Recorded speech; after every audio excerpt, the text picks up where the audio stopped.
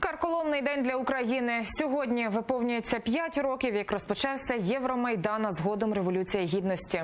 21 листопада на Майдан Незалежності у Києві люди вийшли з мирним протестом, який за кілька місяців завершився кривавим протистоянням. Загинули більше сотні людей. З самого ранку на алеї Героїв Небесної Сотні люди зібралися на молебінь, вшанували пам'ять загиблих під час Революції Гідності та поклали квіти до їх портретів.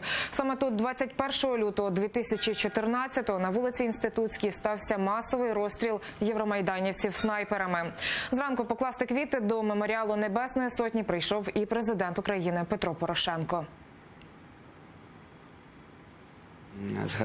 Згадати тих людей, які поклали своє життя заради нашої свободи. Зокрема, щоб зустрітись, так би мовити, з тими людьми, з якими, на жаль, вже не можна зустрітися. За майже 5 років слідству не вдалося зібрати достатньо доказів, аби назвати імена замовників розстрілів на Майдані під час Революції Гідності. Так вважає народний депутат, лідер кримськотатарського народу Мустафа Джемілєв. За ґратами лише 9 злочинців-виконавців. Досі не покараний і президент-втікач Янукович. Формально судовий процес наближається до свого завершення. В суді чекають на його останнє слово.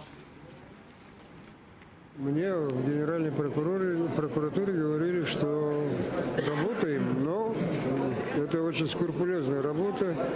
Нужно столько доказательств собрать, чтобы можно было бы там гарантировать, что в суде будет принято решение.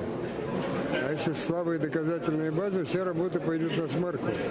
Так, є дійсно нерозкриті злочини. В першу чергу це вбивство Нігояна, Жизневського і Сеника. Так, і мене можуть звинуватити в тому, що я вже упродовж 3 років, як мінімум останніх, переконую в тому, що ми маємо надію розкрити ці злочини. Але, на жаль, чергове звітування, і я не можу похвалитися результатами роботи. Але я можу говорити про те, що ми рухаємося до результату. І ця робота не буде припинятися, допоки злочин не буде розкритий.